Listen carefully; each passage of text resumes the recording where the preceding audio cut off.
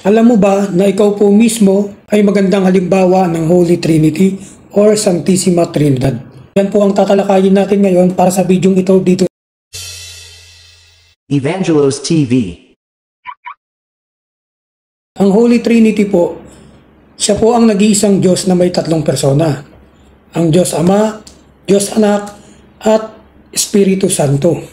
Ang mga persona pong ito ay ang Diyos Ama bilang manlilika or manlalalang, ang Diyos Anak na si Jesus bilang salita ng Diyos or katuparan ng utos at sa pamamagitan niya ay nalika ang lahat-lahat.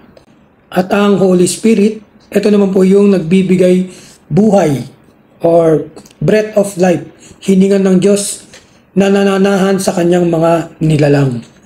Bakit po tao ang magandang halimbawa ng Holy Trinity or Santissima Trinidad? Unang-una po, ang pisikal na kabuuan ng tao ay lumalarawan sa Diyos. Dahil ang tao po, ang ating katawan, ang templo ng Diyos. At tayo po ay nilikha ayon sa kanyang larawan. Mababasa po yan sa Genesis chapter 1, likhain natin ang tao ayon sa ating larawan, ayon sa ating wangis. Gayon din po sa unang Korinto chapter 6 verse 19, hindi ba ninyo alam na ang inyong katawan ay templo ng banal na espiritu na taglay nyo mula sa Diyos at hindi ninyo pag-aari ang inyong sarili. So, ang katawan po natin, ang physical na kabuuan natin, templo ng Diyos. Ikalawa po, ang mga tao po ay may taglay na karunungan. Meron po tayong diwa, wisdom, at maituturing po ito na tila si Jesus. Siya po ang karunungan ng Diyos, ang salita ng Diyos. Kung bakit tayo po ay may malayang mag-isip, meron po tayong kakayahan mag-isip, magdahilan or reasoning, ability to analyze, ability to assess. So si Jesus po bilang karunungan ng Diyos, ganun din po sa tao, no? Tayo ay may karunungan, ang wisdom or diwa.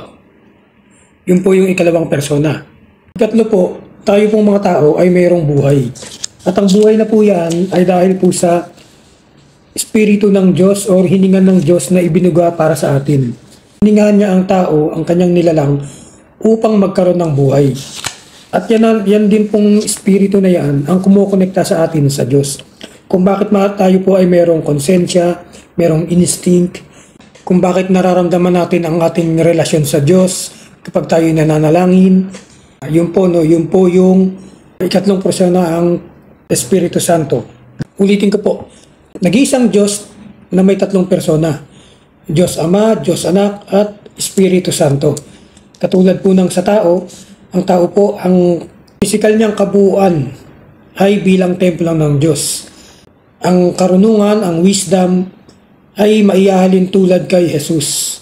At ang ating buhay, relasyon sa Diyos, ang magsisilbing Espiritu Santo. Kung kaya po, ayon sa Mateo chapter 28 verse 19, humayo kayo at bautismuhan niyo sila sa ngalan ng Ama, ng Anak at Espiritu Santo. Dahil yan po ang ganap at kumpleto. Huwag niyo pong kalimutan i-click ang like, share, and subscribe button para sa mga susunod na video. Thank you po and God bless. Amen.